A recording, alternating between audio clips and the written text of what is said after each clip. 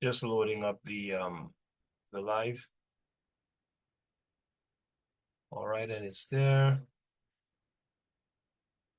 Let me go ahead and share the screen. All right, so of course we'll blow the trumpet and pray and then get going. Shalom, shalom, the house of Israel. Hey, it's another beautiful evening. It's about to come in. You already know we're getting ready for the Shabbat, right? So Shabbat shalom to all my family out there. I'm gonna go ahead and let it rip. This is my tradition. Every Shabbat I like to bring it in, you know what I'm saying? And when the Shabbat's going on, I like to take it out. You know what I'm saying? In peace, in shalom, and great salutations, you know what I'm saying? So we're gonna go ahead and let it rip, and we're gonna make the heathens mad. You hear what I'm saying? Here it is, here we go.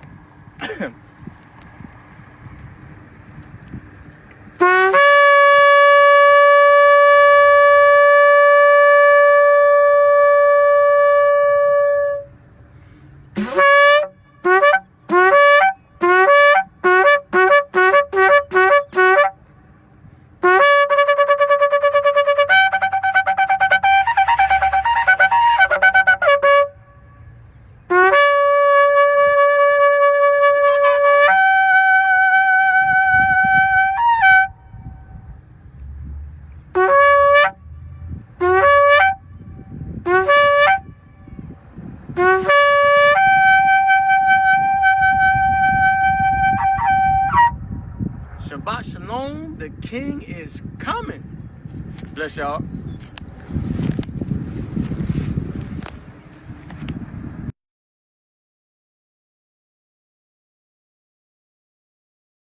Sabs, if you could open us up in a word of prayer, that'd be great. Men, uncover your head. Woman, cover your head. Yeah, and let's all face Jerusalem. Heavenly Father, pray that you bless the Shabbat. Pray that the lesson today is a good lesson.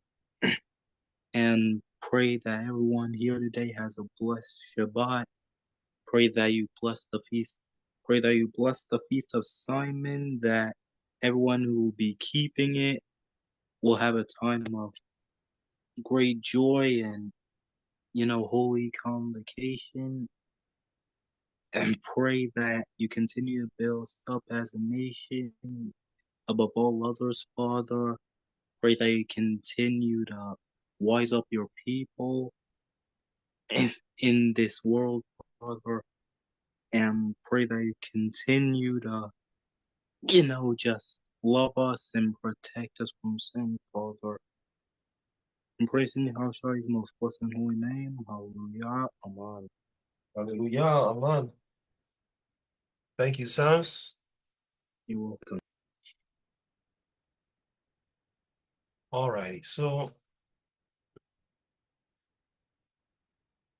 let's get right to it.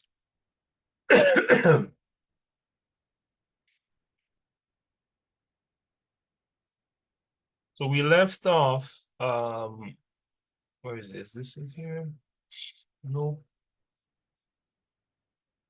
Close these. So we left off at the end looking at what happened to the Maccabean brothers, right? And we saw that Eleazar died, Judah died, and Jonathan died, right? So we're going to go to First Maccabees 13 to see that also Simon died, right? Now everybody dies. So what's the significance? Well, the brothers actually did not die in peace, man, right? Their father died in peace, but they died treacherously, okay? And there's a reason they died treacherously. There's a message in them dying treacherously, right?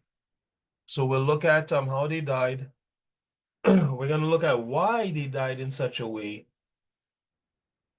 okay? And we're going to look at what Yahweh did with their bloodline after these works that he did, and then we're gonna see what we can learn from this particular situation. Hopefully, we can get through everything today. I'm not gonna rush it. If we don't, we're gonna just have to do a part 4. Okay. So, First Maccabees chapter 13, and we're gonna read 1 to 6, and then we're gonna read 8 to 14. Okay. So, Saz, if I can get you to start off here in uh verse 1 and read to verse 6.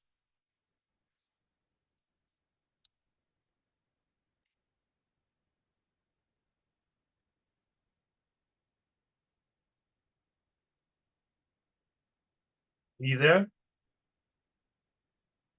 First Maccabees chapter 13, verse 1. 1, 2, check. Sabs, you there? Can everyone hear me?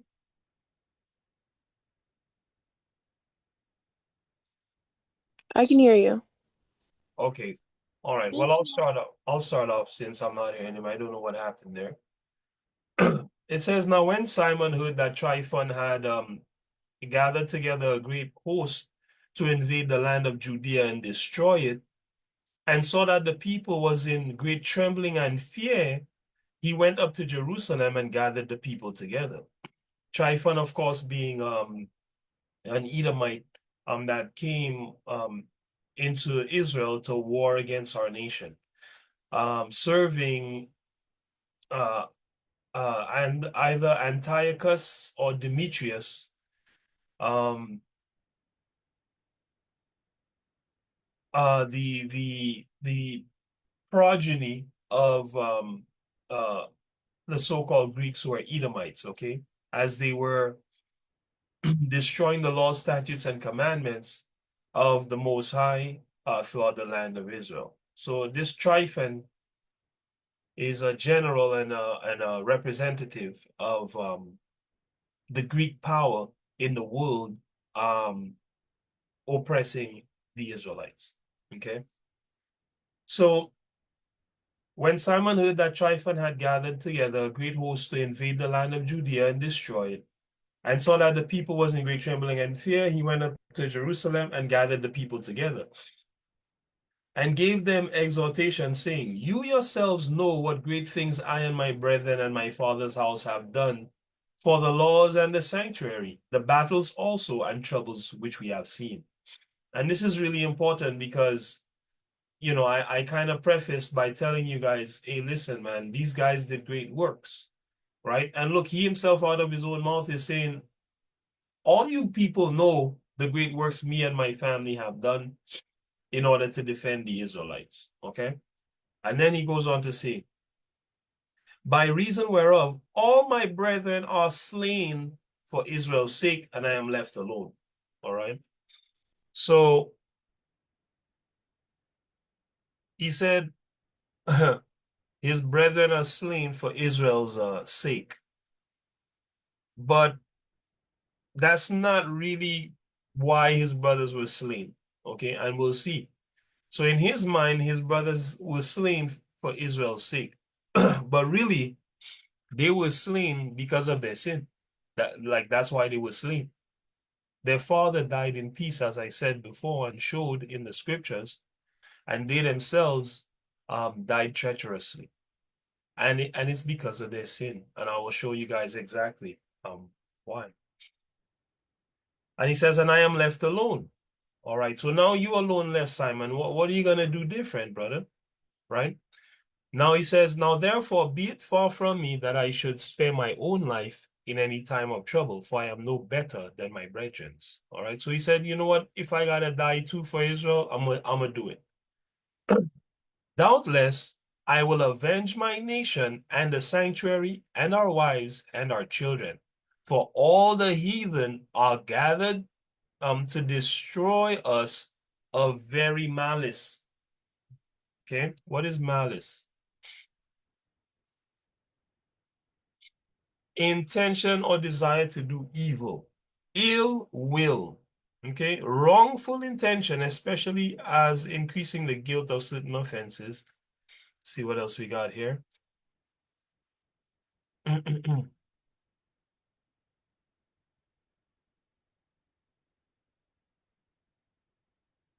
Let's see what else we got here. Let me look at etymology, right? Let's look at malice. Let's see, desire to hurt another, propensity to inflict injury or suffering, active ill will, okay? Ill will, spite, sinfulness, wickedness, right? Badness, ill will, spite, okay? See, this is what I want. A design or intention of doing mischief to another without justification, okay? This is the main point I want to bring across here. The other nations hate us without justification. We are the children of the Most High God, right? They should love us. In fact, they should bless us, the Most High says, and they themselves will be blessed. And if you curse us, you yourself is going to be cursed. But they curse us and they don't bless us, right? For malice, man, for no reason, without justification, you know? And the brother knew this, Simon knew this, okay? And he said, listen, man, I'm going to avenge my nation because all the heathen, Edomites, Elamites, all of them, they gathered to destroy us because unjustly, man. Just because they hate us, okay? Just because they bear ill will towards us. So the so-called Negro being hated by everybody is not new. This is ancient, man, right? Again, these wars are reputed to have happened between 167 and 160 BC, according to Esau's historical record, man, and record keeping, right?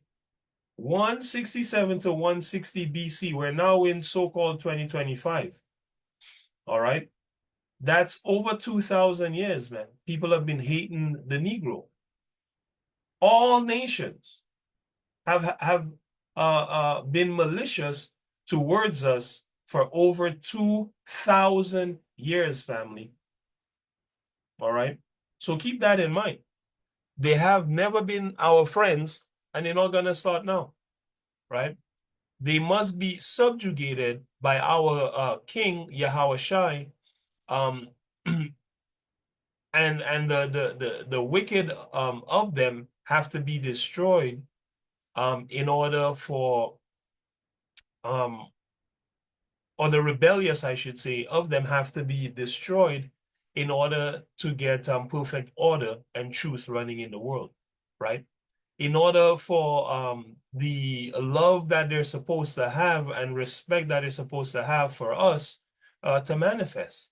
Because as long as Esau, the devil, and Satan, the so-called white man, our oppressor, rules, malice towards us will always be underhandedly encouraged, right? And why we say underhandedly? Well, the scriptures tell us we're not fighting a physical war. We're fighting against spiritual wickedness in high places. And last time I checked, you can't go into the meeting where Donald Trump is sitting with Elon Musk, man. You can't go into that meeting. So you have no clue what they're talking about. But God told us what they're doing. He said they're plotting against the poor. He told you that in the book of Psalms, right? Here we're learning that all their plans to destroy us is just because they hate us. And we learn from Psalm 83 as well that they hate God, man. They hate Yahweh, man, the true black God of the universe. They hate him. And that's also part of the reason that they plot against us, because we are his people, right? That being said, The brother says he's gonna avenge his nation. All right. And then, uh, well, just to finish the thought, uh, what happened after it said, now soon as the people heard these words, their spirit revived. Okay. So they were encouraged after they heard this. Okay. I'll read on. Um, from 8 here, it says, and they answered with a loud voice, saying, thou shalt be our leader instead of Judah and Jonathan thy brother. All right. So he spurred the people on, inspired them, and they gave him the leadership. All right. They said, fight thou our battles, and whatsoever thou commandest us, that we will do. So then he gathered together all the men of war and made haste to finish the walls of Jerusalem and fortified it round about. Because remember, Tryphon's coming, right? Also, he sent Jonathan the son of Absalom, and with him a great power, to Joppa, who casting out them that were therein remained there in it. So Tryphon removed.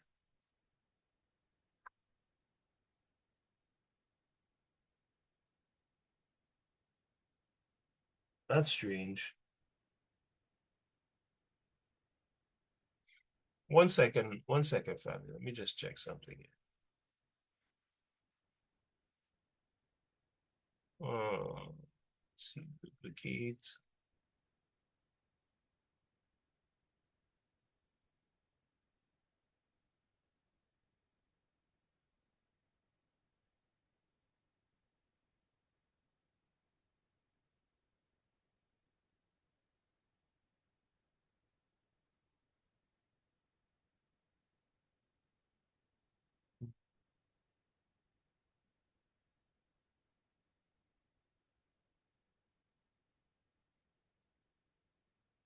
Okay, all right.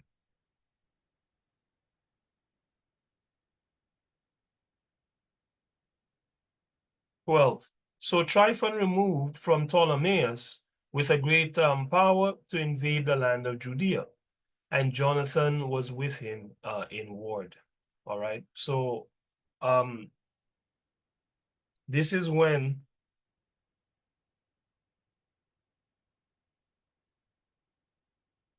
this is when this is showing that he had Jonathan as a prisoner. I don't know if you guys remember, but last service, it when we read the account, it seemed like he killed Jonathan right away. But here we get a little more information showing that he had Jonathan in ward, meaning in this context in prison, all right, as a prisoner. Okay. But Simon pitched his tents at Adida over against the plain, in front of the plain. Now, when Tryphon knew that Simon was risen up instead of his brother Jonathan and meant to join battle with him, he sent messengers unto him, saying, whereas we have Jonathan thy brother in hold, it is for money that he is owing unto the king's treasure, concerning the business that was committed unto him. Wherefore now send 100 talents of silver, and 2 of his sons for hostages, that when he is at liberty, he may not revolt from us, and we will let him go. Hereupon Simon, albeit he perceived that they speak deceitfully unto him, he sent the money and the children, lest peradventure he should procure him to himself great hatred of the people. All right. So even though he knew Tryphon was lying when he said he was gonna let Jonathan go, he still sent him the money and the hostages. All right. Who might have said, because I sent him not the money and the children, therefore is Jonathan dead. So Simon didn't want that to happen, and so he sent the money, all right, and the children. So he sent them the children and the 100 talents. Howbeit Tryphon dissembled, neither would he let Jonathan go. And after this came Tryphon to invade the land and destroy it, going round about by the way that leadeth unto Adora. But Simon and his host marched against him in every place, wheresoever he went. Now when they were in the tower, when they that were in the tower sent messengers unto Tryphon to the end that he should hasten his coming unto them by the wilderness and send them victuals, which is food. Wherefore Tryphon made ready all his horsemen to come that night, but there fell a great snow, by reason whereof he came not. So he departed and came into the country of Galaad. And when he came near to Bascama, he slew Jonathan, who was buried there. Okay, so we get the detail as to when exactly and where exactly he actually killed Jonathan. All right. Um,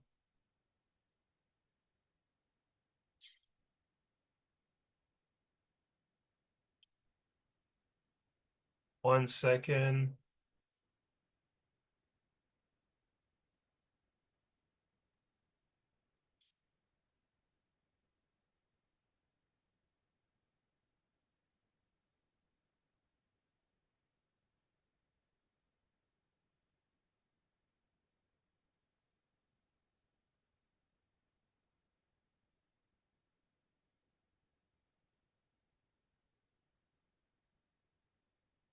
'Is this what I wanted? Let's see.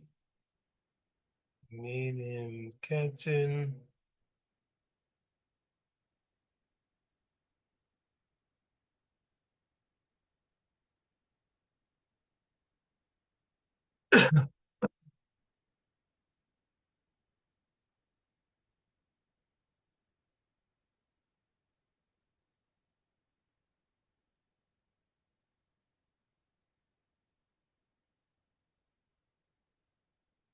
One second.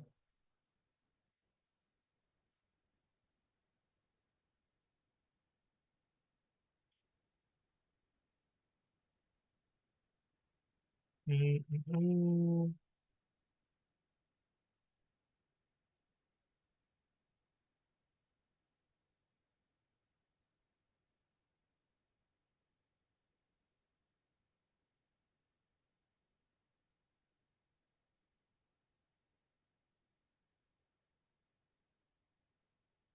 Where is this thing, man?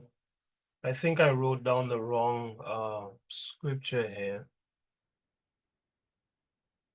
because I want to show where Simon was killed. Just bear with me a second.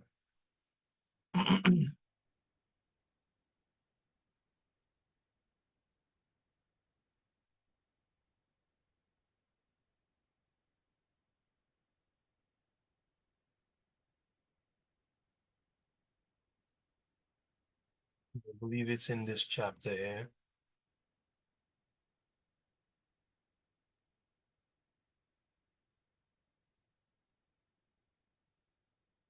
Oh, you didn't write the wrong thing there. That's crazy. Let's see here. He was visiting the cities. Simon his son. There we go. All right. All right. There we go. All right. 16. What was this, man? My apologies, family. Seeing that we're in the country, 17th. Seeing the scene being done. All right. The 17th.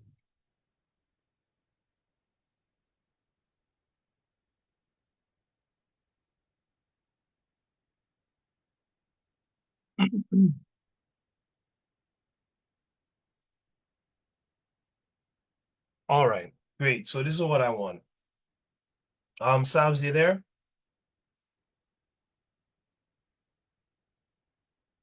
Sab, are you there?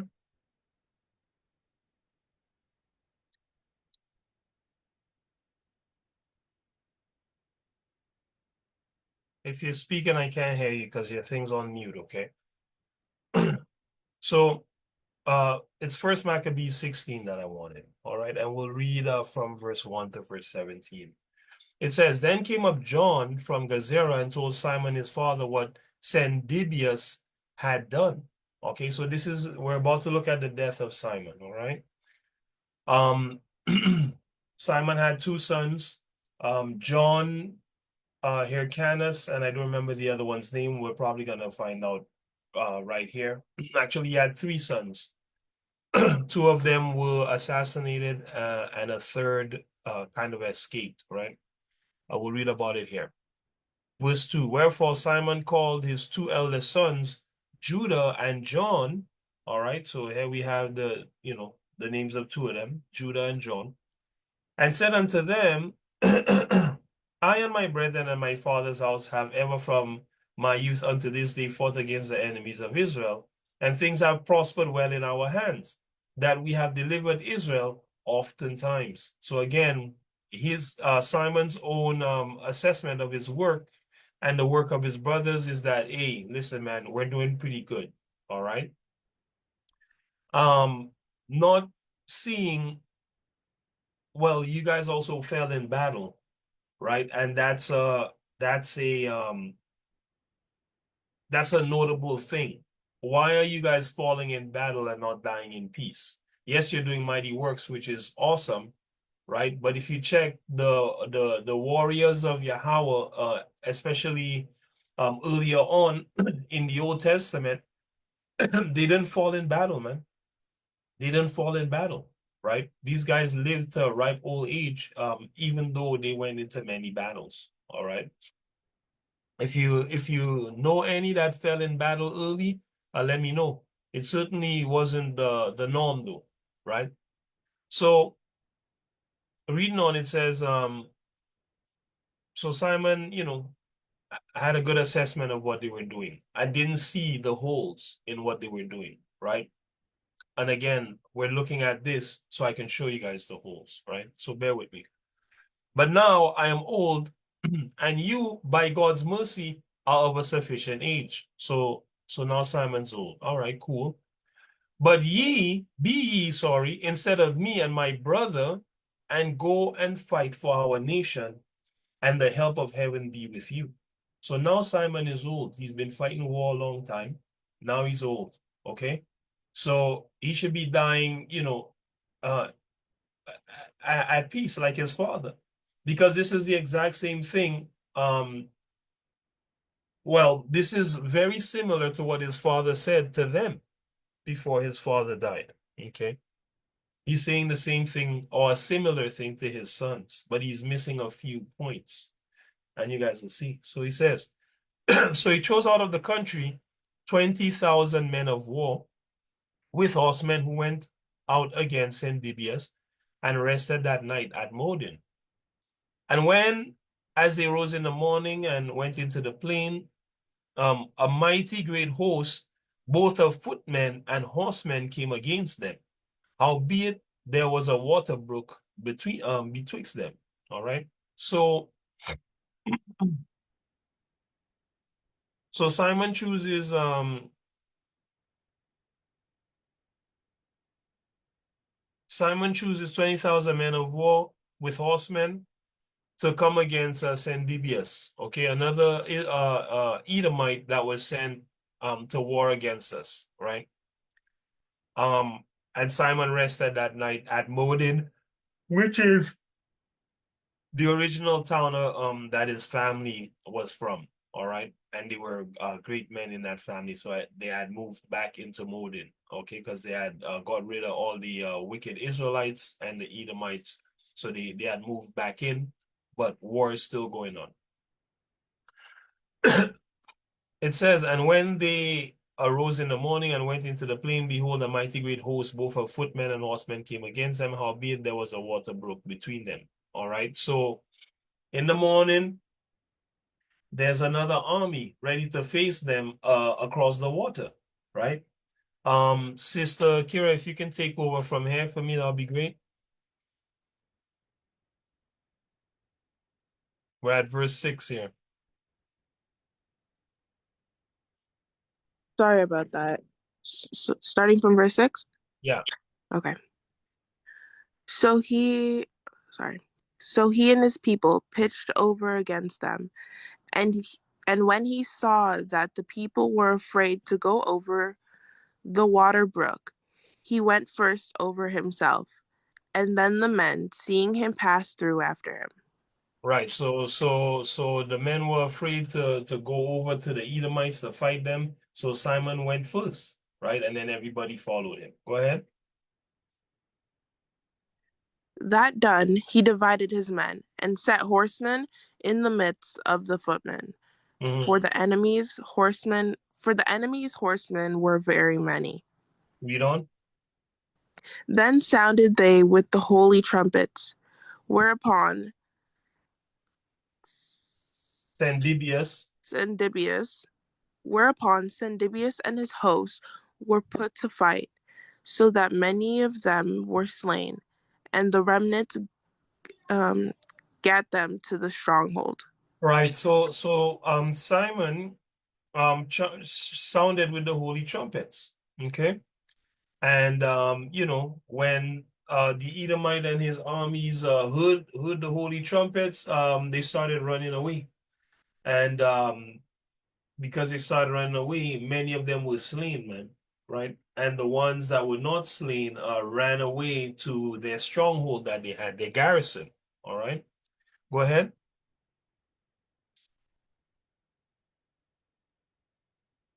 At that time, verse 9. At that time was Judah's sorry. At that time was Judah's John's brother wounded, Right? but John still followed after them until he came to Cedron, which Senna sorry. It's all good. How do you pronounce it again? Sendibius. Okay. Which Sendibius had built. Right. So 1 second. So remember, these are Simon's sons. He named his sons after his brothers. One name was Judah, one name was John. All right. At this time, his brothers are dead. He named his his sons after the brothers. All right. So um Judah, one of Simon's sons, got wounded. All right. And John, you know, is still following them in the battle. All right, go ahead.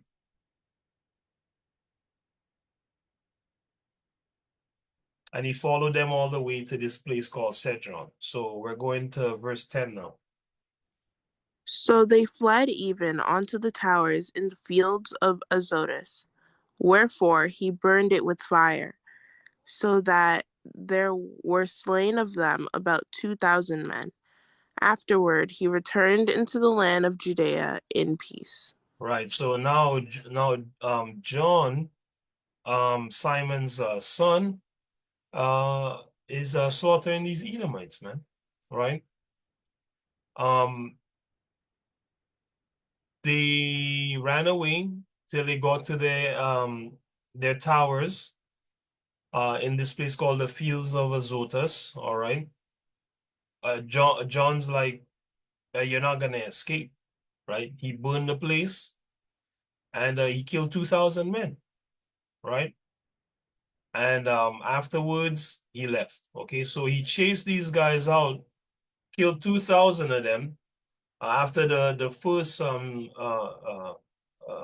set of millenniums that they killed, the first set of thousands, first legions, he killed a couple more legions, and then he's like, okay, well, I think that's all of them. I think that's enough. I'm gonna go back home now. All right. And they wounded his brother as well. So he probably had a what do you call it?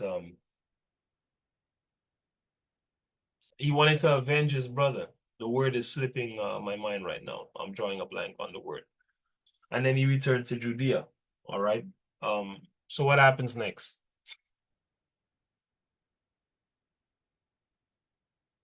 11.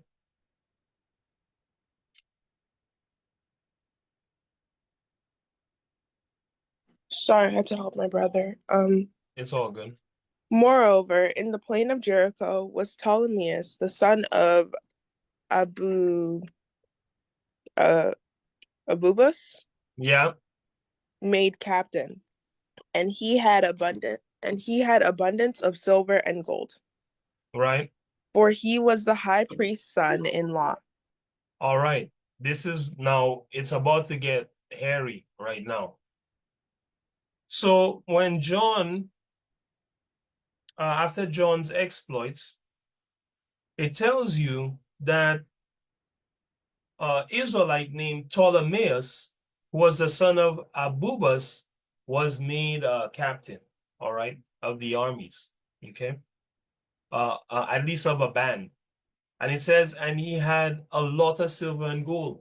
Why did he have a lot of silver and gold? Remember, Simon is the high priest at this time because the people made Simon the high priest. They made Jonathan the high priest, and when Jonathan died, they made Simon the high priest instead. Okay. And so um, this guy, Abubas, was actually the husband of Simon's daughter, man. Okay. He was the husband of Simon's daughter, right? And it said, hey, he had a lot of silver and gold. Why? Because he was the high priest's son-in-law. The high priest always gets the best of everything in Israel, so they're usually pretty wealthy. Okay. So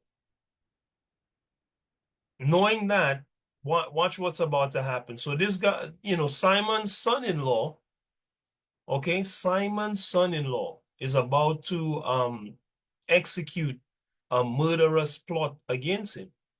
This is the same man that has been defending Israel, and basically out of his own mouth said, hey man, we did many great exploits, right? But look what's about to happen in his house, all right? And it's very telling, right? Go ahead.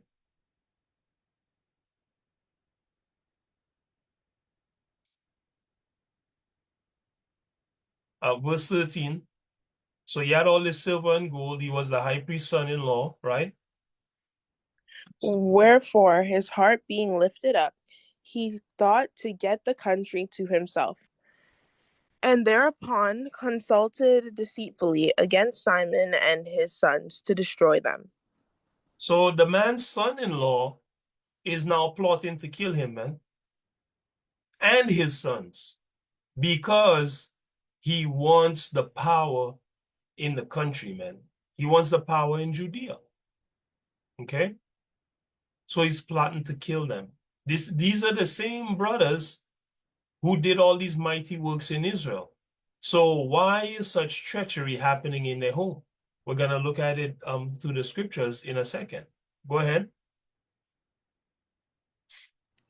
Now Simon was visiting the cities that were in the country, and taking care for the good ordering of them. Right. At which time he came down himself to Jericho with his sons, Mm-hmm. Matthias and Judah, Right. and no, Matthias and Judah, in the Right. 117th year, Right. in the 11th month, called Sabbat. Sabbath. Now this shows there's a couple things you can see here in this verse. Number one, you can see that we're counting our years different from how Esau counts his years, right? Which happens all the time in the historical record. But there are certain artifacts that have been used to essentially unify all dates under Esau's dating system, all right?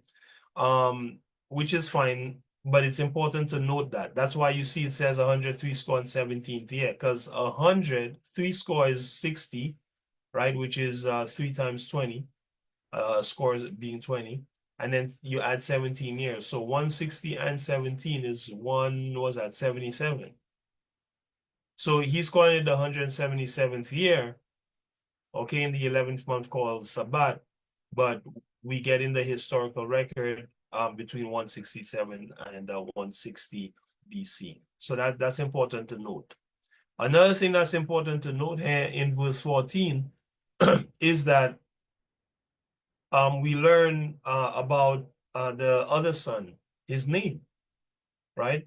So Simon's sons, Matthias, Judah, John, okay? One name after his father, and two named after his two other brothers who took the lead in Israel of the armies. Okay. Um, good. So he goes down to Jericho, right, with two of his three sons, Matthias and Judah, right? And then what happens?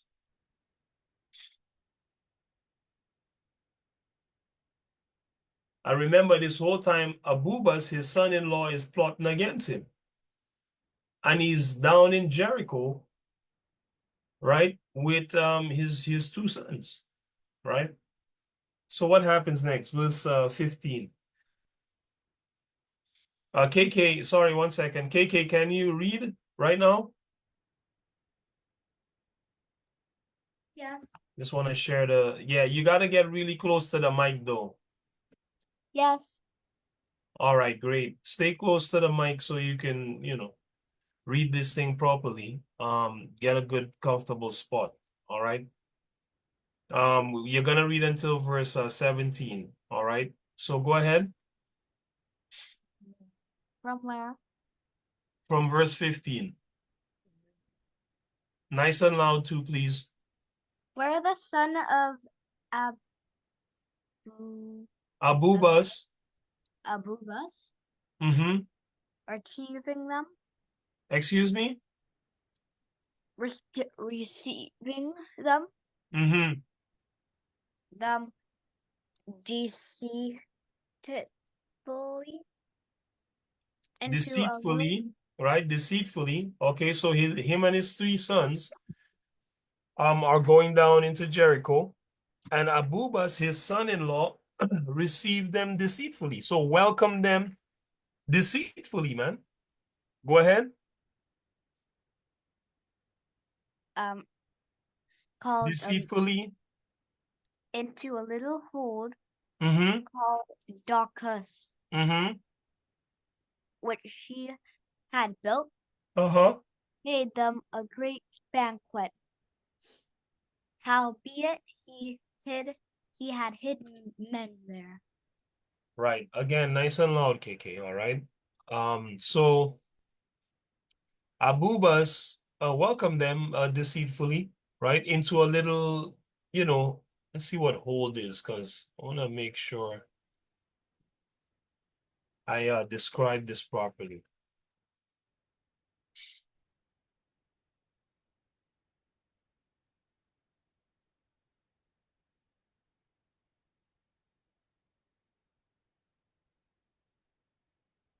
No. Okay. A fortified tower built within castles during the Middle Ages by European nobility. That's one of the meanings. Let me go back to etymology. I should have just searched it right away. But that's giving us a little bit clearer of an idea. A keep, right? So he made a little keep. Um, Probably a little castle, man. Little yeah, essentially a little castle. There's no other way to put it. Let's see here. Uh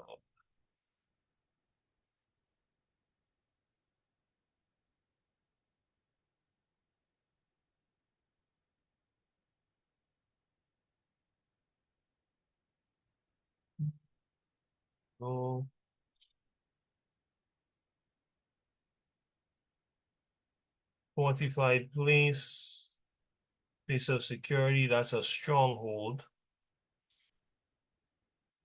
All right.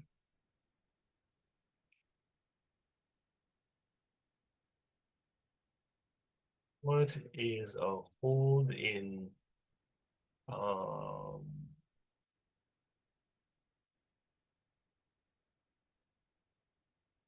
in reference to a place?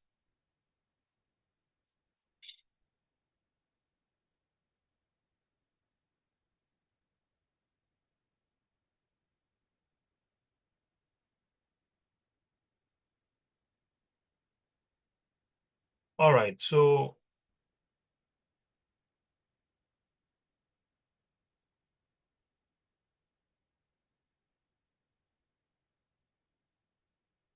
where is this thing?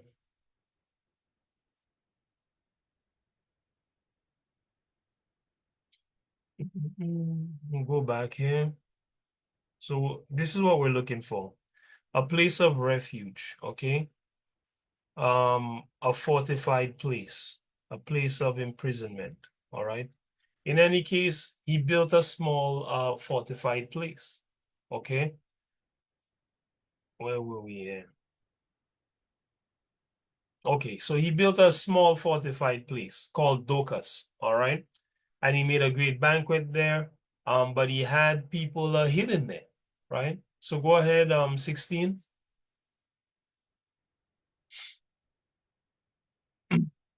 KK, go ahead, 16, please.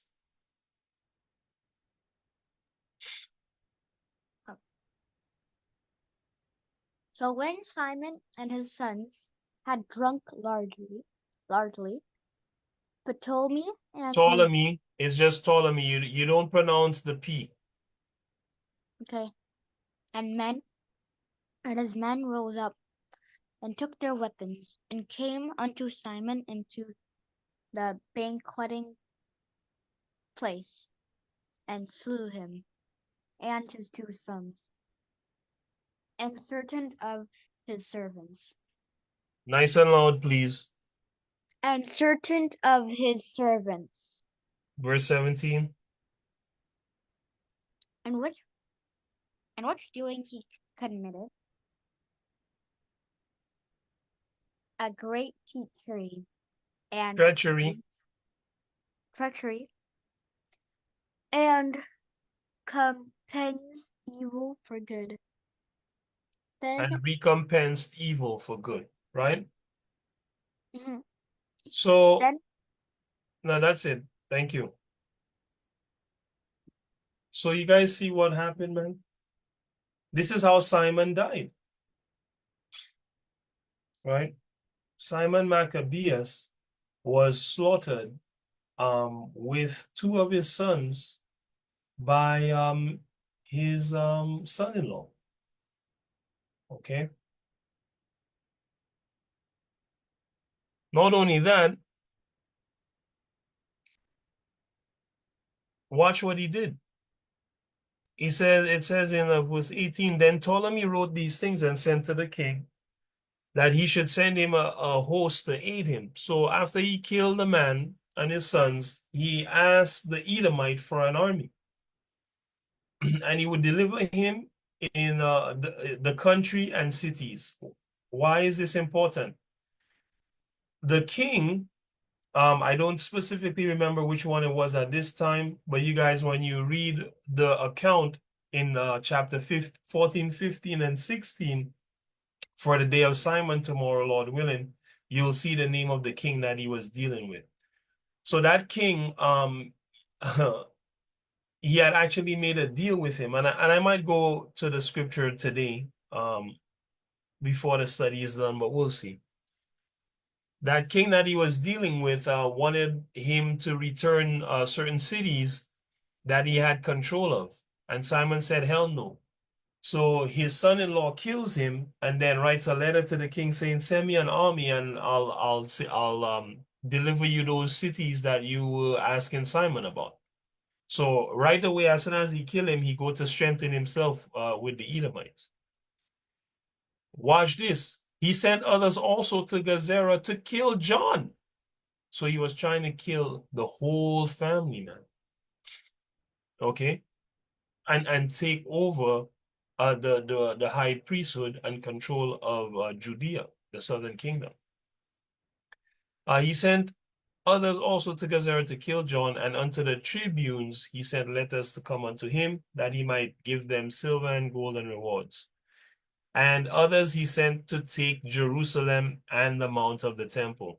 All right. So this man plotted a coup, man, against the men of the Most High, right? And he was successful. Why? Right? John escapes. Um,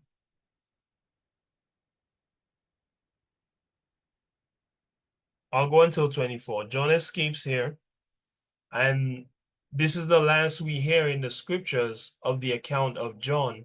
But I have I have accounts from Josephus, a trusted historian. I'm still not sure if he was an actual Israelite or an Edomite. I'm still not sure. I haven't finished that research yet. But all scholars refer to his works, and he has detailed accounts of what happened in the Maccabean family after the death of Simon. Okay, And what you're going to see is that more and more the Maccabean family involves themselves in politics, and it becomes their undoing. Okay. So I'll read on here. It says, he sent others also to Gazera to kill John. And unto the tribunes he sent letters to come unto him, that he might give them silver and gold and rewards. And others he sent to take Jerusalem and the mount of the temple. Now one had run afore to Gazera and told John that his father and his brethren was slain. And I don't know what word's supposed to be here. And said he, Ptolemy have said, yep, said, or saith, he, Ptolemy, have sent to slay thee also. Okay. So somebody told him ahead of time. Hereof, when he heard, he was so astonished, right? So he laid hands on them that would come to destroy him and slew them, for he knew that they sought to take him away, not make him away, take him away. As concerning the rest of the acts of John and his wars and worthy deeds which he did, the building of the walls which he made and his doings, behold, they are written in the chronicles of his priesthood from the time he was made high priest after his father. Okay, so this here, the chronicles of the priesthood of John, we don't have. We don't have these chronicles. All right. But what we do have is the historian Josephus breaking down what was happening in the house afterwards. Okay. Again, the point here being, Simon was killed by the treachery of his sons, man. Of his son-in-law. His own son-in-law killed him and tried to kill all of his sons. All right. That's how he died. So now we want to ask, why did the Maccabees' lives end in such a way? Right? After they had done all these mighty works in the name of Yahweh, right? After they had saved their people from annihilation on many occasions. And this is what we're going to answer right now. See how we're doing for time. Okay. Okay, we're good. So let's go to Isaiah 31. Sabs, you there?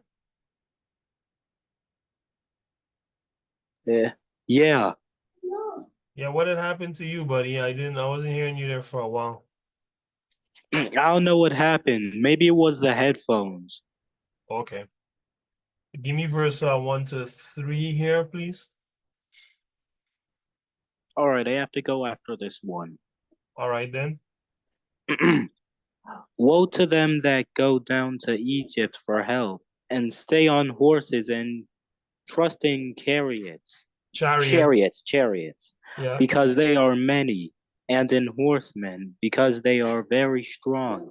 But they look not unto the Holy One of Israel, neither do they seek Yahweh. right. So this is very important. The Most High said destruction to them that go down to Egypt for help. And we know Egypt is twofold. We know Egypt is the actual land of Egypt, but we also know that there is a spiritual Egypt. The king of spiritual Egypt is Esau, man. Esau is the king of spiritual Egypt. Okay? In this time, spiritual Egypt is America. Esau is the king of America.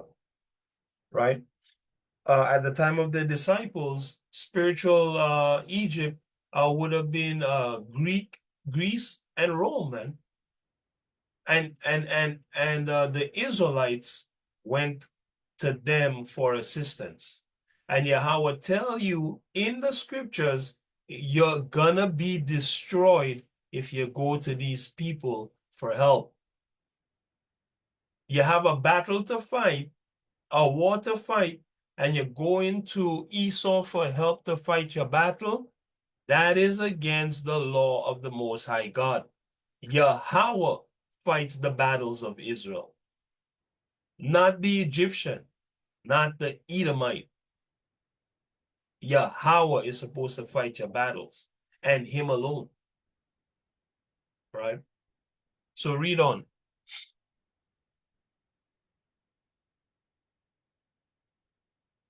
Verse 2 and 3. Yet he also is wise and will bring evil, and will not call back his words, but will arise against the house of the evildoers, and against the help of them that work iniquity. You hear that? So this is very serious. It says Yahweh is wise. Yahweh will bring evil. He's not going to hold back his words. He's going to stick to his word. He tell you you're going to be destroyed if you go to Egypt for help. So guess what? You're going to be destroyed if you go to Egypt for help. Right? It says he will arise against the house of evildoers. The Most High considered this an evil doing. You understand? Now you're collaborating with evildoers. Yahweh is going to work against you. And against the help of them that work iniquity. Okay, so he's gonna work against you and against the people that you went to for help, the Egyptians, the Edomites. So you're not gonna it's not gonna be a victory for you, man. Going to Egypt for help. Yahweh warned the Israelites, and we had these warnings written on paper, keeping the Shabbat, hearing the preacher preach, man. These men were priests. They come from a priestly family. I know they know the book of Isaiah. They've read this several times or heard it. Chances are read it because they're priests. It's a priestly family. They have access to the scriptures, the scrolls, you know. And then what did the Most High say in verse 3? Now the Egyptians are men and not God, and their horses flesh and not spirit. Right. When Yahweh shall stretch out his hand, both he that helpeth shall fall, and he that is holpen shall fall down, and they all shall fail together. All right. Thank you, Sabs. All right. Shabbat You're welcome. shalom. Shabbat shalom, sorry. Yeah, you, Yeah, and you have a great one. And don't forget that from 6 p.m. today, or from sundown today actually, is the day of Simon. All right, keep it as a day of feasting, and read First Maccabees, the 14th chapter to the 16th chapter, so you get the whole account. uh-huh. All right, All right. Have a good Shabbat and you day too. of Simon. You Shalom. too. Shalom. Yeah, family. So I mean, the Most I told you straight up, the people that help, they're gonna fall. Right? When the Israelites go to other people other than Yahweh for help, those people that help them gonna be destroyed. And the Israelites who go for the help will also be destroyed. Everyone gonna get destroyed together. Thus saith Yahweh, right? And you can take some time to look into the fate of this particular king that the Israelites went to for help, or these kings that they went to for help, and see what their fates were, right? The word of Yahweh is true. They would not have been successful, right? And that could be a whole other study in and of itself, but something for you to look at, and probably something I'm going to look at as well uh, once this one is complete. So why did they fail? Because they went to Egypt. Why did they have such an end? Because they went to Egypt for help, man. That's why they had such an end, family. Okay. Let's go to First Maccabees 8.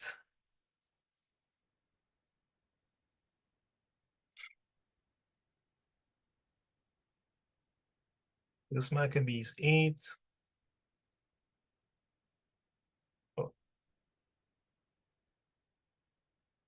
Okay.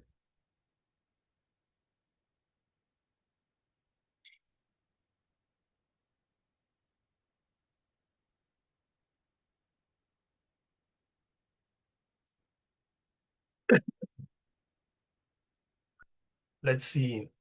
If you can give me from 1 to 10 there, Sister Kira, that'll be great. 1 to 10? Yeah. Okay. Also, So is sorry, before you start reading, again, they failed because they went to the Edomites for help, man. They went to Egypt for help. They disobeyed the commandment of Yahweh in Isaiah when we just look at there, 31, man, where he told you don't go to Egypt for help. That's why they had such a terrible end. So now we're gonna look at Judah going to Egypt for help. We're gonna read that account, right? You were gonna ask something, sis? no, I got it. All right, perfect. Yeah, so give me 1 to 10 and then I'll read from 10 to 21. Go ahead. Now Judah had heard of the Romans, that they were mighty and valiant men, Mhm, and such as would lovingly accept all that joined themselves onto them, and make a league of amity with mhm, all that came onto them. mhm. So Judah, this is the same Judah, okay? Judah Maccabeus, man. Okay? So he heard, hey, the Romans, they're mighty, they're valiant. Okay, they will lovingly accept anybody that join themselves unto them. This is so dangerous, family, and I hope this is reminding you of scriptures where the Most High literally says, "Those that are joined unto them shall fall by the sword."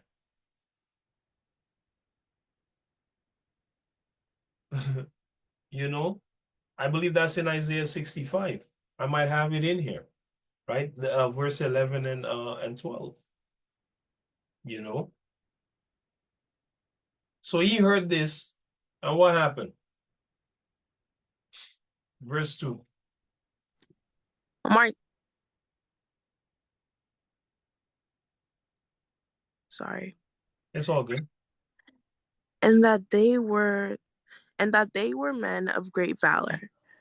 It was told him also of their wars and noble acts which they had done among the Galatians, Mm-hmm. and how they had conquered them and Mm-hmm. brought them under tribute, Mm-hmm. and what they had done in the country of Spain Mm-hmm. for the winning of the mines of silver and gold which is there, Right.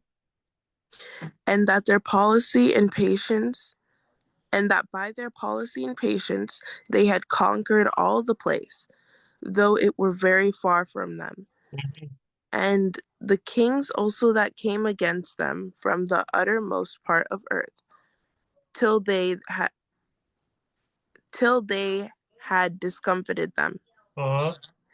and given them a great overthrow, Mm-hmm. so that the rest did sorry, so that the rest did give them tribute every year. Yeah, so stop right there. This verse is actually a really good precept for where the Most High tells you in Daniel 8 that by the they shall cause craft to prosper in the hand by policy, man, right? And by peace shall destroy many. In Daniel 8, he said that of the Greeks. And now you're seeing the very same thing said of the Romans. So this helps to prove that the Greeks are the Romans. They're the same people, right? Which are Edomites. So you can add this to your your arsenal of scriptures to uh uh connect the Greeks and the Romans, man, right? Because literally they're called Greeks in Daniel, right? And you learn that these are the people that are going to fight against Christ when he returns, right? And it says by their policies, that's how they would conquer everyone. And now we're reading about the Roman conquering the whole world by their policies as well, right? They're the same exact people, just called by different names, right? Um, so reading on, right? So these are all the things that the Romans are doing, man. To the uttermost part of the world, they conquered by policy and patience and war, you know. Even getting what? Tribute from these people, man, right?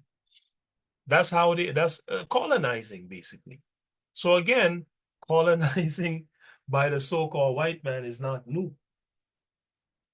Your oppressor is a colonizing power, man. In fact, that's how he gains his power, through colonization. So when they did it in the from the 14th century on, or the 13th century on, this wasn't new. They had already been doing it for thousands of years before. Right? They even tell you straight up, that's how they got Galatia, man. Well, who were they fighting in verse 2? Who were the Galatians that they were fighting? They were Japhites. And they fought and destroyed them and took it from them, man. You know. Anyways, verse 5. Beside this, how they had discomfited in battle Philip and Perseus, sorry, and Perseus, king of the Sidonians. Yeah, that's Kittims. That's the same word as Kittim, Shittim. It's the same word. Right? The translators are spelling it differently based on their um education and training or lack thereof, right? And their own decisions. It's the same Kittim, okay? Which is Cyprus in the Mediterranean Sea, just off of the northwest coast of Israel. Go ahead. King of the Kittens, with others that lifted up themselves against them and had overcome them. Go ahead. Sorry, 6.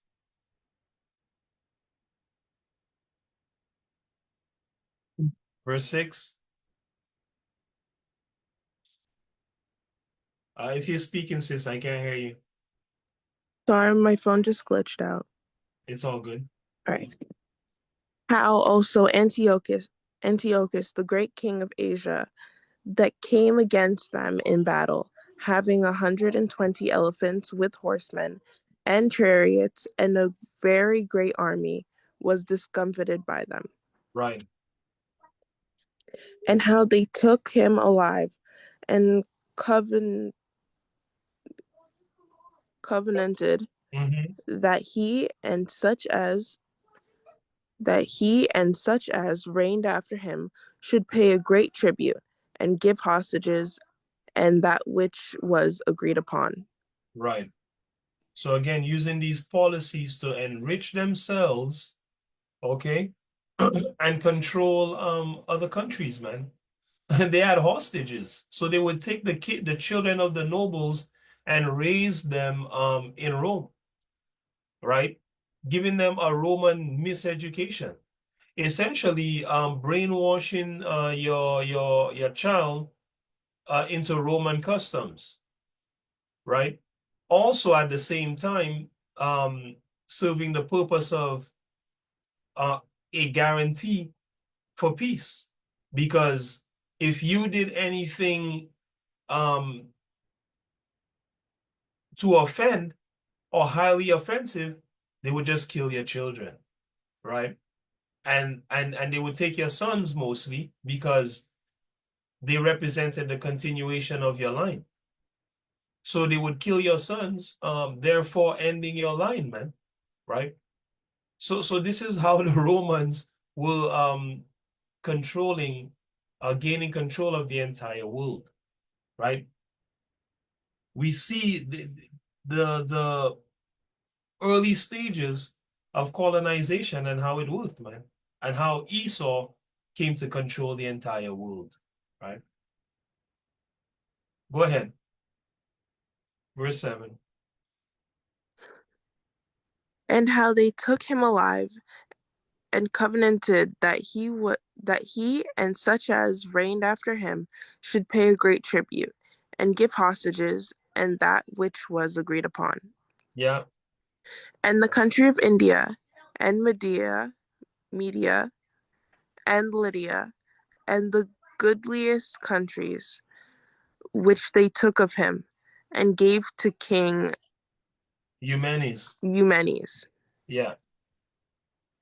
Okay, so they took all these places from the Seleucid Empire. Okay. The so-called Romans took from the Seleucid Empire India, and Lydia, man, right? Edomites against Edomites fighting in war over territory. Where have I heard that before? Okay. So when you saw the Portuguese, the English, the French, the Spanish fighting over territory all throughout the world when they were colonizing the world, this was not new. They've been doing this. All right. Go ahead. Verse 9. Moreover, how the Grecians had determined to come and destroy them. Right. Okay. So again, Esau versus Esau, right? World War Zero or -5, because again, they've been doing this. They've been fighting wars against one another for territory. All right. And dominance. Verse 10, it says, and that they, having knowledge thereof, sent against them a certain captain, and fighting with them, slew many of them, and carried away captives of their wives and their children, and spoiled them, and took possession of their lands, and pulled down their strongholds, and brought them to be their servants unto this day. Okay, so these are the things that Judah is hearing about the Romans. It was told him besides how they destroyed and brought under their dominion all other kingdoms and isles that at any time resisted them. But with their friends and such as relied upon them, they kept amity, which I believe is peace.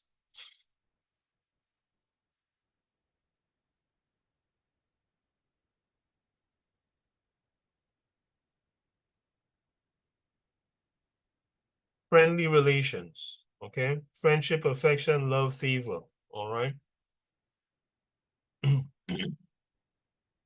So here.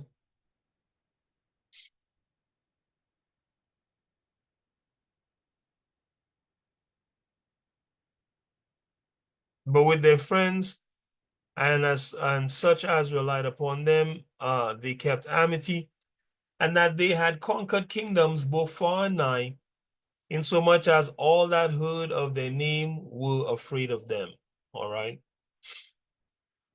Also that whom they would help to a kingdom, those reign, and whom again they displace. So this is what Judah is hearing about the Romans. If the Romans decide to help you to get a kingdom, it's gonna be yours. And if they fight against you, you can't get it. Finally, that they were greatly exalted. All right. Yet for all this, none of them wore a crown or was clothed in purple to be magnified thereby. Okay. Why? Because at this time they're using demonocracy. Um, the lawmaker Draco has already uh, inserted this policy into people's societies in order to allow the wealthy to control the societies. Okay. They're already using demonocracy. They already have their Senate and all of these things. That's why nobody has a crown or is clothed in purple, because they move away from the thing Yahweh designed, which is monarchy, to make their own system. Okay. Verse 15, moreover, how they had made for themselves a senate house, wherein 320 men sat in council daily, consulting always for the people to the end that they might be well ordered. Now, I just want to check how many people are in the U.S. Senate.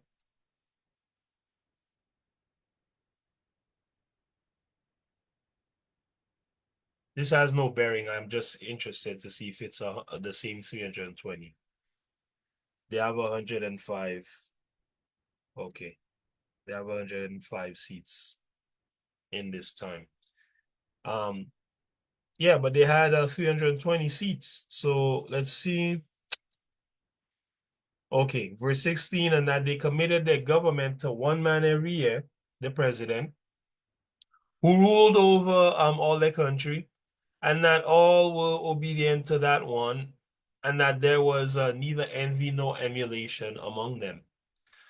In consideration of these things, Judah chose Eupolemus, the son of John, the son of Achos, and Jason, the son of Eleazar, and sent them to Rome. Why? To make a league of amity and confederacy with them.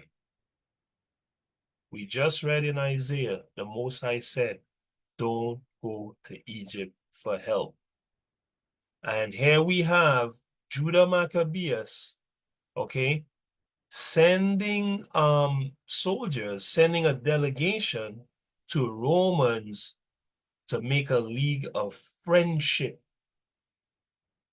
okay, and partnership with the Egyptians, spiritual Egyptians, the Edomites, man. An Israelite starting to play politics, getting himself involved in damn demonocracy called democracy, man. Directly against the laws, statutes, and commandments of the Most High. Verse 18 says, and to entreat them that they would take the yoke from them. So instead of asking the Most High to take the yoke and give them power against the enemies, they go and ask the Edomite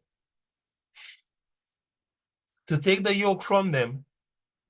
So they're asking the enslaver for freedom. Remember, these men are priests. To take the yoke from them, for they saw that the kingdom of the Grecians did oppress Israel with servitude. All right. 1 second.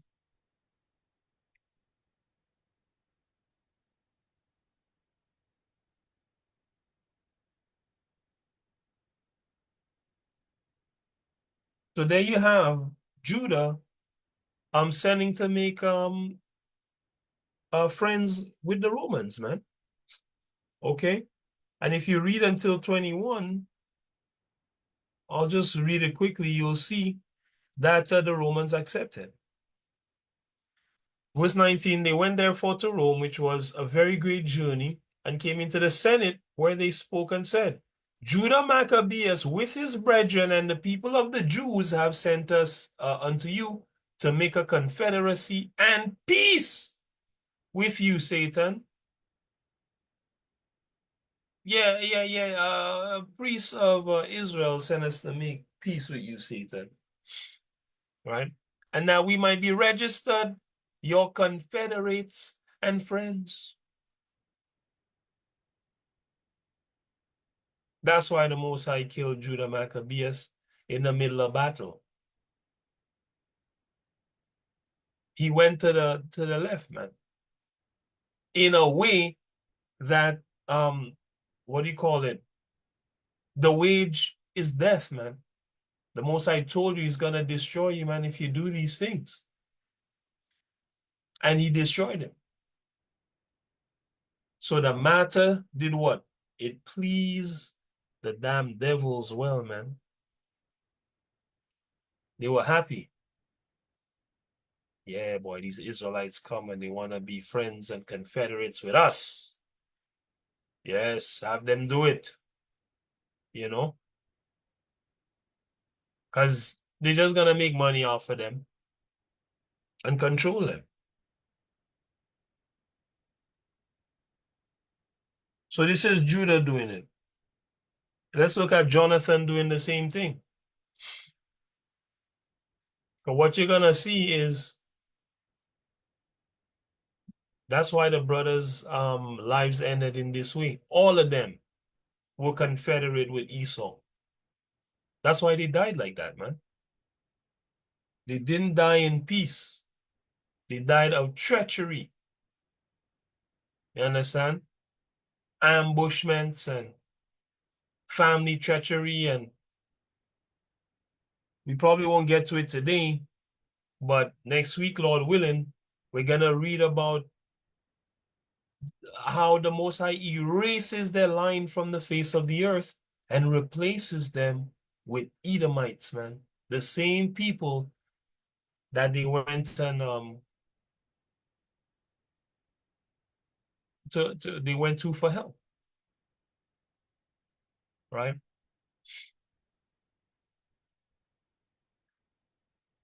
Let's go to First Maccabees 9 and we'll read 70 to 73. KK, you got this? Yes. All right, give me from 70 to 73, nice and loud, please.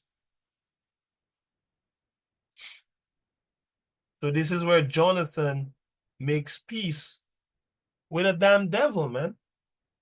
He makes a league with the Edomites, man, right? Specifically Maccabees, right? When the rules of war and the law of Yahweh say that's not how it's done, right? Go ahead.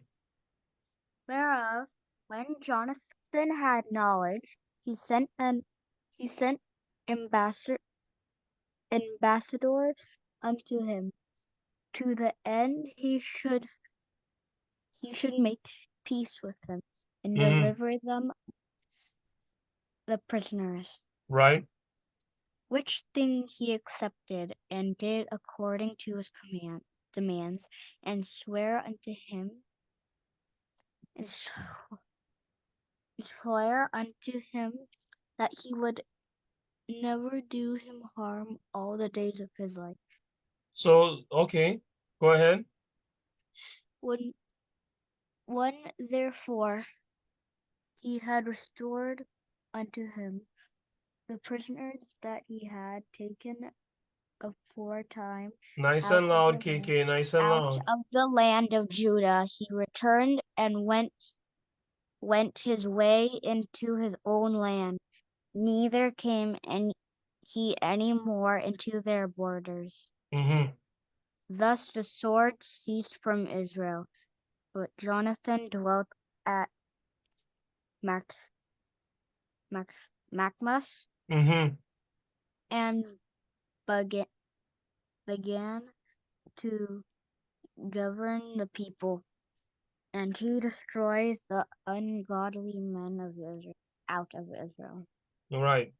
So Jonathan had knowledge of certain things, and he sent ambassadors, it says, unto him. To what end? To the end he should make peace with him and deliver them the prisoners. Which him? Make peace with who?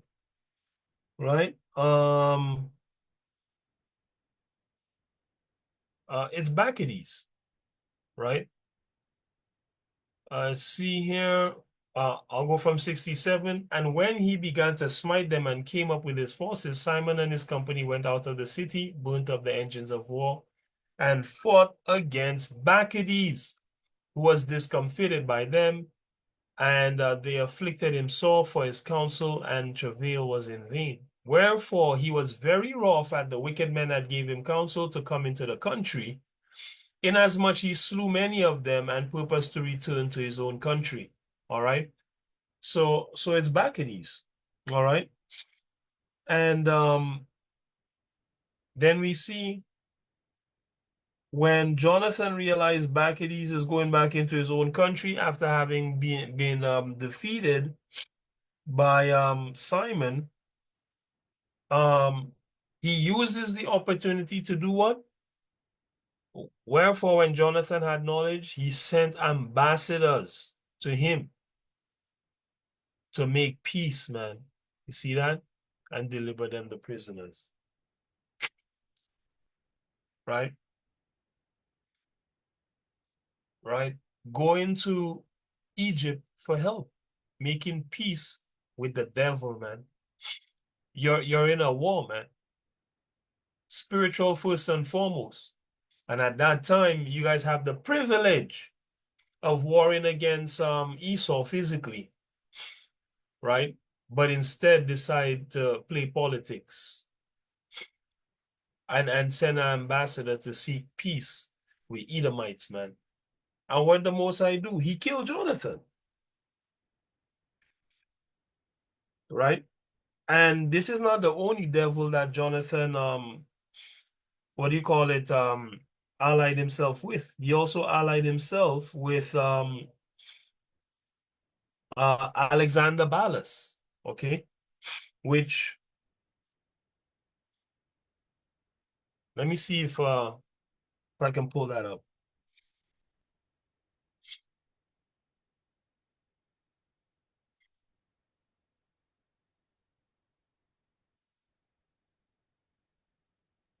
If not, you can read the account on your own because I'm gonna post it on the blog. It's a little bit long of an account, and I wanna I'm trying to be conscious of time.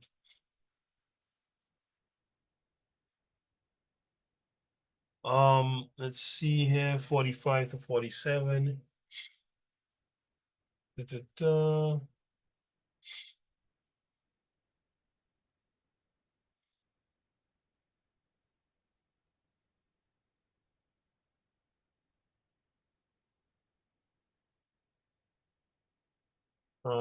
Gathered then gathered King Alexander great forces camped over against Demetrius.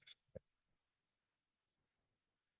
think it's the same thing here.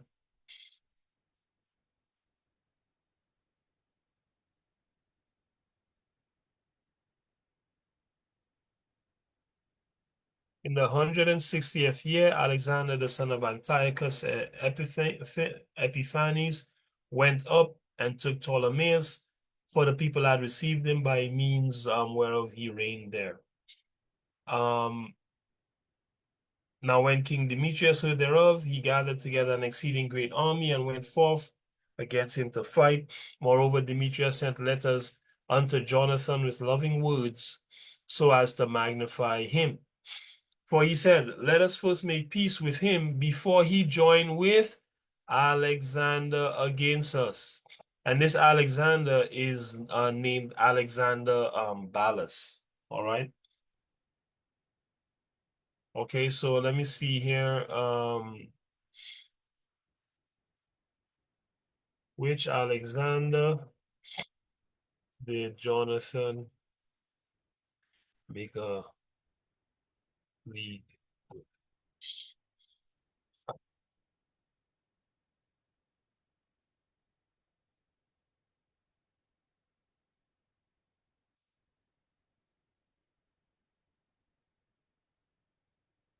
Hold on, let me go to Chat GPT. I get sometimes you get the direct answer.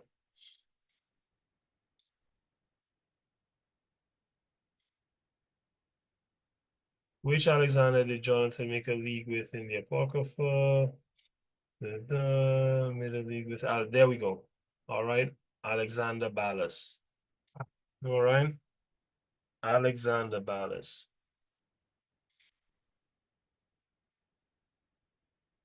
Okay. So Jonathan made a deal with two devils, man. One was Bacchides and the other one was Alexander Ballas. Okay. One general and one king. Well, if we go to First Maccabees chapter 13, we see that Simon does the same thing.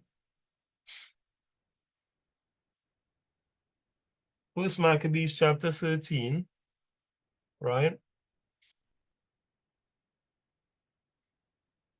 And if we read here from 33, can I get that, please, Sister Kira? From 33 to 42.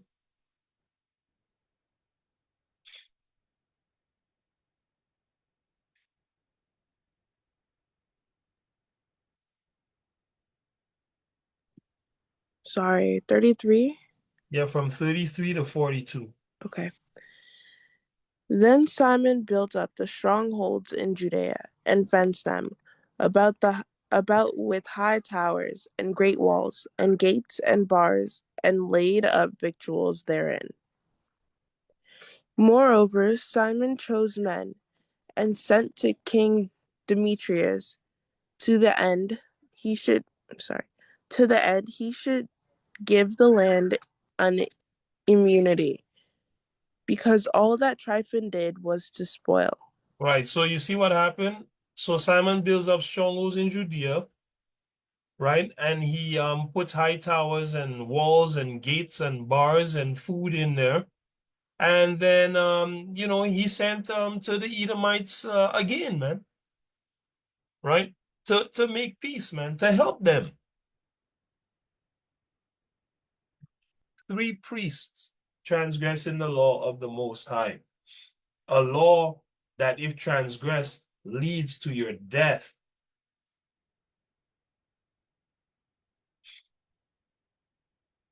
They supposed to know better. They supposed to go to Yahweh. They went to the Edomites instead. Okay? Saying, Demetrius, help us, because all Tryphon's doing is robbing us, man. Right? That's like saying, here in Canada, that's like saying, what's the name? Mark Carney, help. Help Mark Carney, because all, what's the guy name that retired? All Trudeau is doing is robbing us. Help, help Mark Carney. You're not gonna get help, man. They're on the same team. 2 sides of the same coin, man. 2 horns of the same devil, 2 wings of the same eagle. Right? And being a priest, these brothers ought to know that and live accordingly. Being men whose father had so many amazing virtues, they shouldn't have missed this peace. One brother missed it, the next brother missed it, and they died like flies, one behind the other, all missing the point, right? And we're gonna look at this in detail, man, how they missed the point, right? We won't get into yeah, we'll only be able to do so much today, but hey, it is what it is. It is what it is.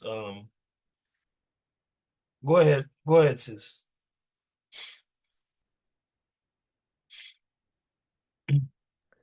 So, so this account shows Simon negotiating peace with Demetrius the second, man. A damn demon. Go ahead. Unto whom King Demetrius answered and wrote after this manner. King Demetrius unto Simon the Unto Simon the what? high priest, So not only is he a priest at this time, he's the chief priest, man. Going to Satan for help, man. And the Most High does not take this lightly, family. He wipes out the whole family for this transgression. Right? Go ahead.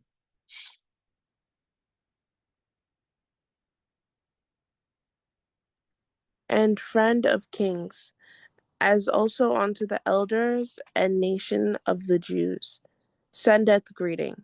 Mm-hmm. The golden crown and the scarlet robe, Mm-hmm. which ye sent unto us, we Mm-hmm. have received, Mm-hmm. So and they we are send, sorry, so they send Satan a gold crown and a red robe. Go ahead. ready to make a steadfast peace with you. A what? A steadfast peace with you. Right. So Satan is ready to make a steadfast peace, an unending peace with the Israelites. That doesn't make any sense. That would never happen. Yahweh says, never trust your enemy, for as iron rusteth, so is his wickedness. And when you guys read the account of Simon, for the day of Simon, you're going to realize that just before these kings started warring against Simon, they promised to have everlasting peace with him. And then in almost in the very next breath says, yo, all these things you took from my people, I want it, man, and there will be no peace. Right? But here we have um Simon the high priest trying to making peace with Satan, man. Doing a deal with the damn devil, right? Terrible. Don't do this, family. Don't make no peace with Satan. It's war until their annihilation. By Yahweh, our power, our Father, our friend.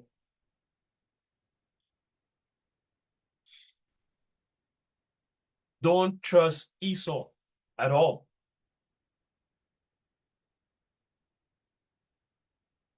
Keep him at arm's length.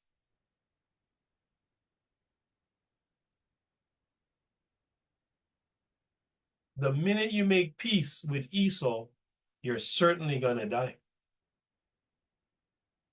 It just is what it is. That's the lesson that's gonna come out of this whole thing.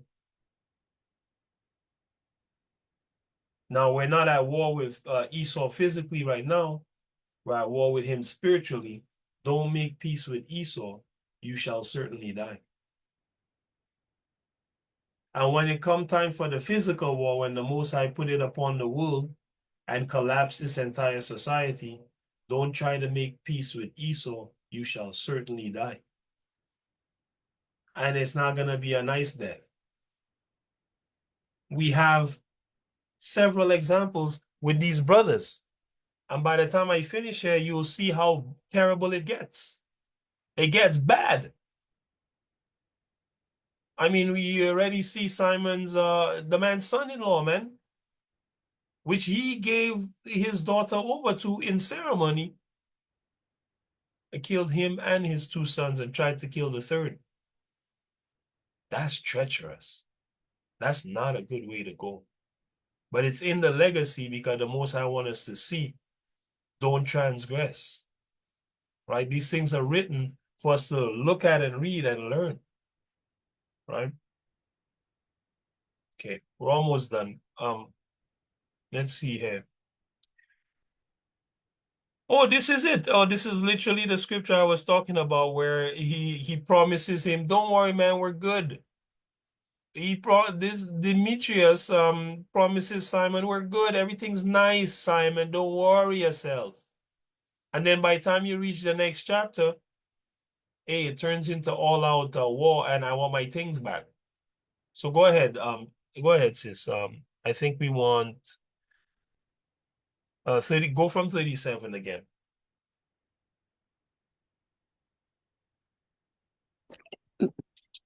The start of 37? Yeah. Okay. The golden crown and scarlet robe which he sent unto us we have received, and we are ready to make a steadfast peace with you. Yeah, and to write unto our officers to confirm the immunities which we have granted. Right. So go ahead. And whatsoever covenants we have made with you shall stand, Mhm, and shall the strongholds which mhm, ye have builded shall be mhm. your own. Right. So you hear all the promises. Hey, listen, these covenants we made with you, this policy, it's gonna stand. Don't worry, it's solid. Right? The strongholds that you built, right, for yourself, the garrisons, they're yours. Hold it. Right? Go ahead.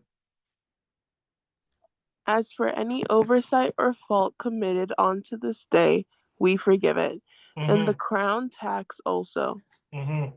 which ye owe us. Mm-hmm. And if there were any other tribute paid in Jerusalem, it shall no more be paid. Go ahead. And look who are meet among you, and look who are meet among you to be in our court. Let then be enrolled, and let there be peace between us. Right. So Esau says, no, you don't even have to pay tax, man. Don't worry, no taxes. Okay? And if you owe us any taxes, we wipe out that debt. Okay. You can live for free, right? Oh, by the way, send Israelites to be in our court.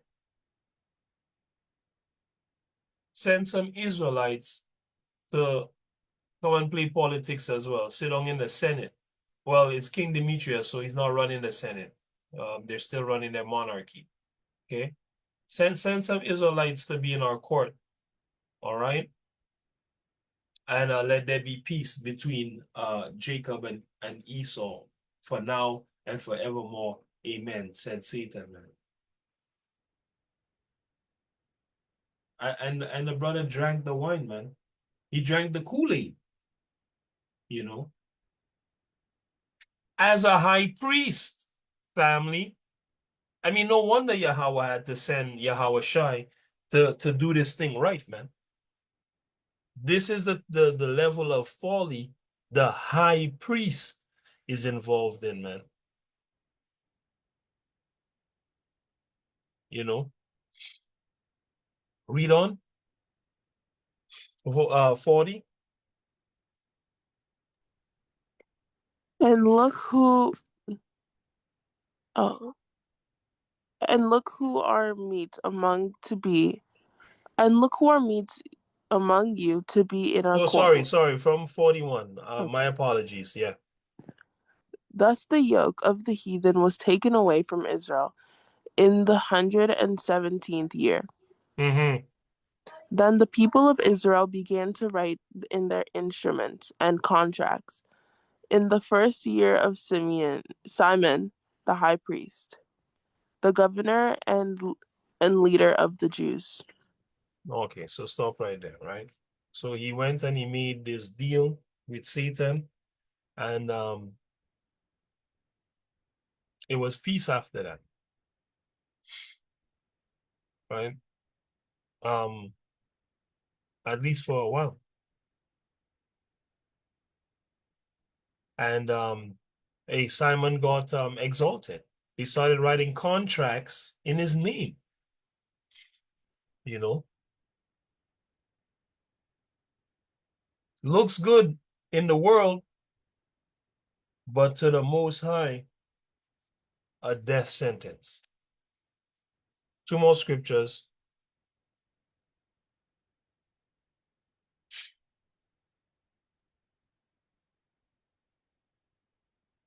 With Maccabees 14 from 16 on, I'll read. It says, now when it was heard at Rome and as far as Sparta that Jonathan was dead, they were very sorry. But as soon as they heard that his brother Simon was made high priest in his stead and ruled the country and the cities therein, they wrote unto him in tables of brass to renew the friendship and the league which they had made with Judah and Jonathan, his brethren. Okay. So Rome is renewing the friendship and the cooperation, the partnership that they have with the Israelites, man. Satan is like, oh, your brother died. I'm so sorry. Let's make sure that we're good still, okay? Right? And it says, which writings were read before the congregation at Jerusalem.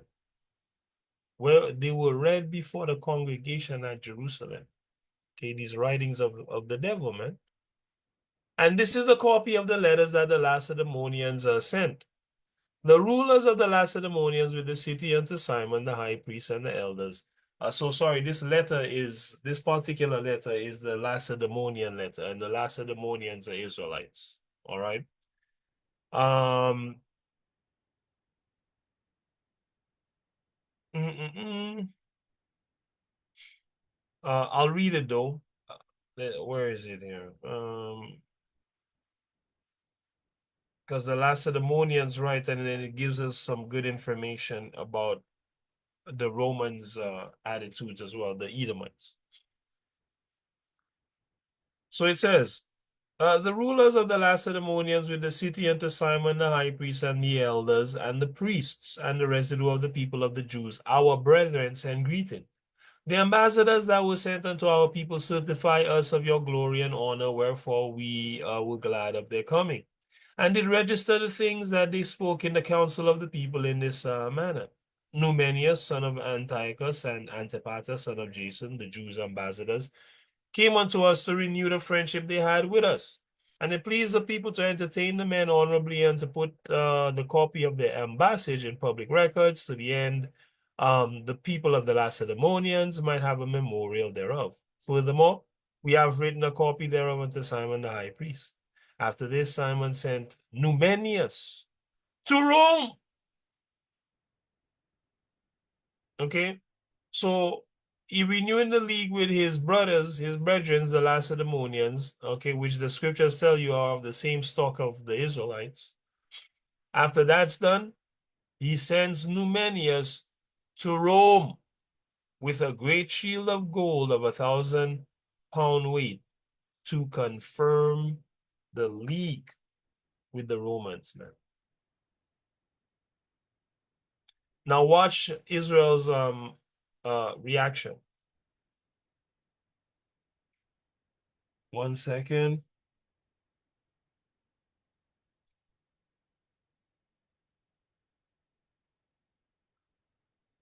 Wherefore, when the people heard, they said, they didn't rebuke them. They didn't rebuke Simon, you know. They said, what thanks shall we give to Simon and his sons?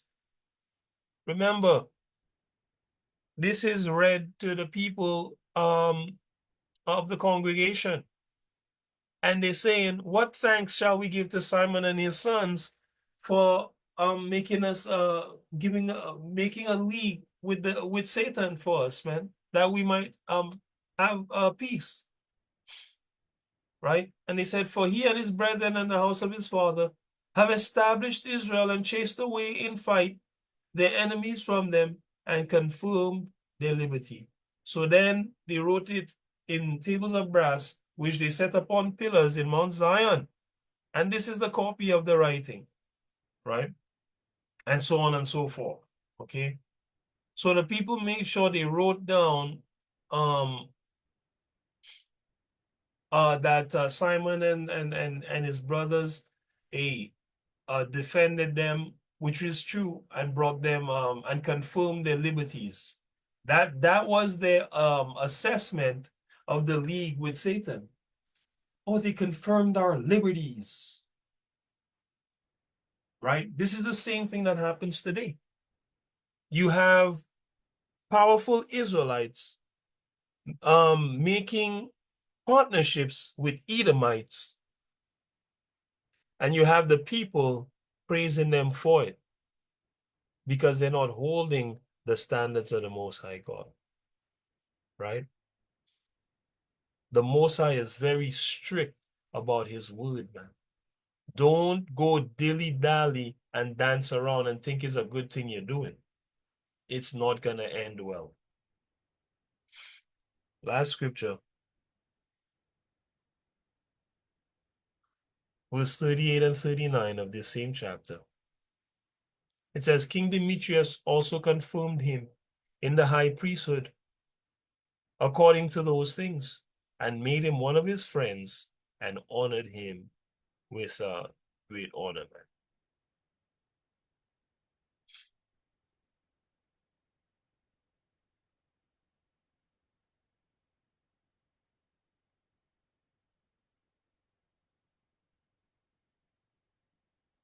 So, um, after Simon did all these things as the high priest, King Demetrius said, yes, good job. I recognize your work, Simon. We recognize you as high priest, Simon. Okay. Now you're one of my friends, right? And I shall honor you with great honor. Now I'm gonna give you guys a preview here. Remember when the Edomites came into Modin, when the Maccabees' father was alive, and said to Mattathias, come and make the sacrifice first, and then we're gonna hold you as one of the king's friends, and make sure you have rewards. Mattathias said, even if every nation on earth join with you guys, me, my youths, and my brethren are never going to join you guys. We're going to hold on to the laws, statutes, and commandments of our God. That's what their father said. And after his death, his last son is getting confirmed. He's getting confirmed by the Catholic Church, metaphorically, of course, right? He's getting confirmed by the devil in his high priesthood, and he's being made one of his friends. The thing his father refused, they accepted. And this is why um, the Maccabees had such dreadful endings to their life, right? They went and made friends with Satan, man, against the law, statutes, and commandments of the Most High. There's more reasons. Um, we will look at them in detail next week, Lord willing, including looking at the historical records, and hopefully we can get to the conclusion of the matter next week as well. So with that, all praise to the Most High. Thanks. Well, uh, it's a blessing for you to have been in the Most High service, right? Because Yahweh deals with truth, not religion. Um, and for everyone that was here, let these words, the result of these words be action in your life, right? The keeping of Yahweh's law, statutes, and commandments, right? The chief of which being from this lesson, not making leagues of peace with devils, man. You understand? There is no peace between you and Satan. There is spiritual war. That's what is going on between you and Satan, and there will never be any peace between you and the Edomites. So don't even bother. And if they come in with peace, it's a deception. So always keep that in mind as you deal with the devil, you know. Because unfortunately, the most I say you have to go to them for everything, but certainly um uh keep the war alive, the spiritual war, keep it alive, right? Um, of course, always conducting yourself above reproach, right? But know thine enemy, right? For those who joined us and want to keep learning that are not part of the regular class, if you see this on YouTube or whatever, just keep the link with us, follow, all of these things to get more information. Go to yahawashai.ca as well. There's more lessons on there.